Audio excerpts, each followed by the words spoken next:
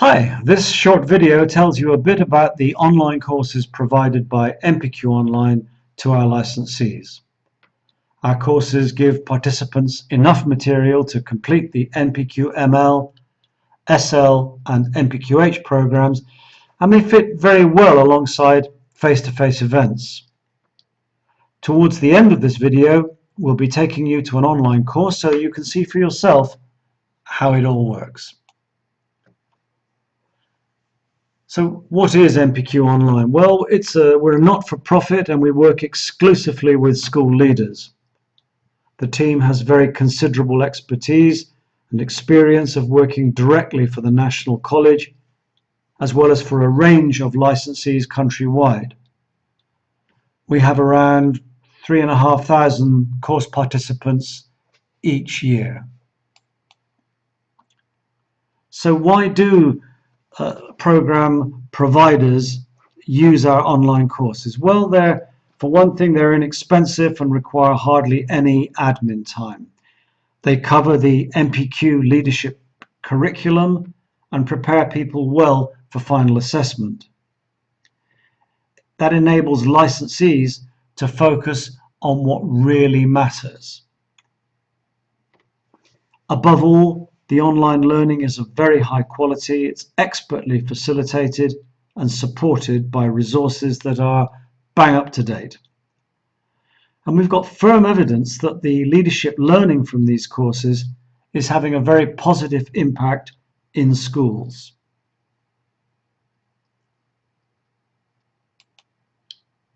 Let's look then at the choice of courses available to program participants. We've been able to customize these courses to meet local requirements and even to write new courses to meet licensee needs. So licensees get the online courses they really want rather than the online courses that online course providers think that they want. So what's an online course like? Well, we're going to be visiting one shortly, but in a nutshell, a course takes 5 or 6 hours a week across a fortnight at times that each participant finds the most suitable. The courses are fully facilitated and are engaging because they offer interactive learning experiences. And they use relevant and up-to-the-minute resources. And our online tutors have considerable school leadership experience themselves. Indeed, many are recent or current head teachers. We'd like to show you some figures. We work, as you can see, with very large numbers of people, and their completion rates are very high at over 98%. That's a little unusual in the online world. In their evaluations, these people consistently tell us that the courses help their leadership development. They like online learning and they appreciate the expert facilitation and the useful resources that they get.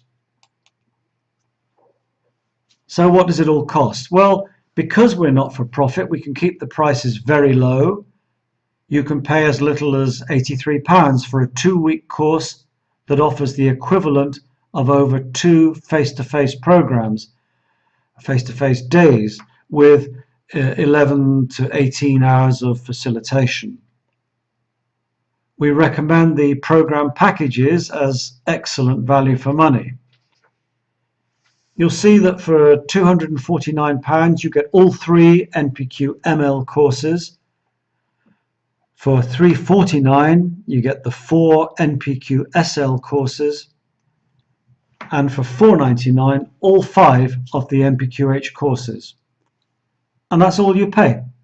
No other costs, and you get a report after every course on participant completion. If you'd like some more information, please get in touch with us. Get in touch with Sandra by phone or email. You may want to know a bit more about course content. Perhaps you'd like to join one of our courses in our online community and have a look at a course at your leisure. You may want to know how best you can fit our courses with your face-to-face events, or perhaps about the timing of courses or the technical background. Sandra may well be able to answer your question or to make sure that the right person gets back to you within 24 hours. We'd like to hear from you. Okay, now let's go and actually have a look at one of our courses. And this is the NPQSL Succeeding in Senior Leadership course. As you can see, there are 3 things in the welcome page of the course. People get full information about the course. They get a guidance video so they can navigate their way around the course with ease. And they get a chance to say hello to everybody else in the course in an online group forum. I think a little bit about the course think piece too. At the top of the page is a navigation bar, which you can see here, which takes you to any part of the course and just as importantly brings you right back again. So let's go to part 1. In this part of the course, people are asked to focus on self-directed learning and on emotional intelligence and also the trust that staff have in their leaders. They're directed towards relevant theory and research, and then they're invited to discuss this and their thoughts and their reflections with their tutor and with other colleagues. So let's have a look at that. If we go to a tutor dialogue first, click Go to Tutor. Here are all the people. Each person here has got a personal dialogue with their tutor over the 2 weeks. So we go to Humphrey, and we scroll down, and Humphrey's being asked to think about self-directed learning, the Boyatzis theory behind that. He gets a welcome from Maggie, his tutor. He then posts a rather sensitive reflection on his gap that he feels he has in Boyatzis terms. And you'll see that Maggie responds to him. She recognizes what he's saying, and she asks him to think a little further, a little more deeply on the subject, and asks him a couple of questions, and then she'll pick that up, and other people will possibly if they choose to visit this tutor dialogue. But it's principally between the individual and their tutor.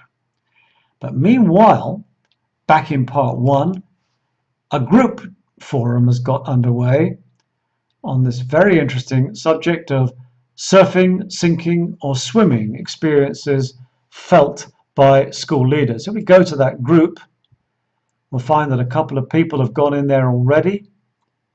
There they are. Charles has gone in, Tim has gone in, and Steve has gone in, and they've shared their thoughts about what it's like to feel that they're either swimming or surfing or sinking.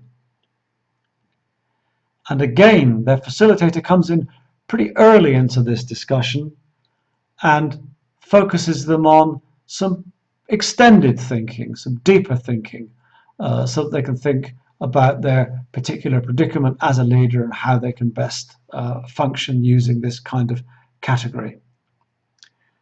But there's a further discussion that's also happening, a smaller discussion group, which we have in each part, called a peer forum. And this group are thinking about emotional intelligence and about really reading the feelings of staff and managing those feelings. So if we go to that peer group, our colleague Humphrey is in group B, so we'll go there. When we get there, we scroll down a bit. There's some guidance for Humphrey. And there are a couple of people have commented on their view of the feelings of staff and how they're ambitious for the people in their context and how they want to, at the same time, manage the feelings of staff and use emotional intelligence to help them through the challenges they face.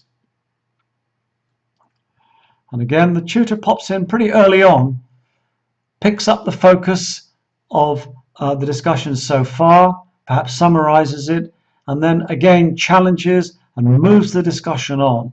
It's a very important role the tutor has in a peer forum discussion. Okay, we go back to part 1. We'll see towards the end of the part that there's a school-based activity on building trust, and we ask people to do some research at school and to think about that and whether that's working. And at the very top of the page, something that we have in all our parts of the course, the resources. We click the resources link. All the resources that people need open up in one link. And here you'll see there are resources which are related to the extra step. These are the additional resources that enable people to personalize their learning to meet their own learning needs. Okay. So let's have a look at part 2, because part 1 is over very quickly. And in part 2 we see some features of online courses that we'd just like to highlight for you. This part of the course, incidentally, focuses on distributing leadership, developing a positive culture, and managing resistance to change. So a few features of how our courses work in practice. Firstly, notice how relatively uncluttered the page is. Just about 3 lines for each activity. And we're able to do that because of this technique of clicking the title of the activity or the step, and all of the information that people need to complete that step is shown there, and then people can just put that away by re-clicking on the step title. So that's a useful facility to have. And if we scroll down to step 13 here, where people are not required to contribute to a forum or a discussion, but they are asked to think. So if we select that step, each step has got a set of step notes, and these are the step 13 notes based on the theme of managing resistance to change. So if I click that link, I get the opportunity to either open or to save the file. So we're going to open it. And when we do that, we get an introduction to what we're expected to do in this particular step activity. And here is the theory that we're asking people to look at, and we always provide the source of the research or of the theory which people can read for themselves. People like the idea that they can read our summary, which saves them a lot of time, but they can choose to go into the original material itself to read what it says in rather greater detail. Similarly, with another model of change, the TDA model, people can go back to some source material. And indeed, we cover further theory, in this case, the emotional curve. There's plenty of material here for people to talk about managing resistance to change. So if we close that step notes and go back to the course, you'll see that we've got some another extra activity, as we had in part 1, which enables people to look at a whole raft of additional activities to personalize their learning. You can see some of them there. And in step 16, you'll see that we have a way of asking people to focus on their development towards their specific leadership competencies. This, incidentally, is often picked up in face-to-face discussions with licensees and can be very helpful indeed at final assessment. Lastly, then, we come to the completion page of the course. And here we have an activity that we always are slightly surprised that people like quite so much, but it's very popular, and it's the completion chart. This is updated on a daily basis, and participants tell us they like it because they like to know what progress they're making in comparison with everybody else in the course, and here they can see exactly that. So if I close that completion chart, you'll see there are 2 activities in the completion section. They review their learning. They're all required to think about what it is that they've learned and how they're going to use that learning on a sheet that's made available. The review sheet is made available to the licensees. They also complete a 30-question in-depth evaluation about the course, which gives us the data that I mentioned to you earlier, some of those figures, but it also enables us as the course provider to update and improve the course regularly in the light of the feedback that we receive. And we share summaries of that information with our licensee colleagues. So thank you very much, everybody, for watching this video. If you'd like to know more, just get in touch.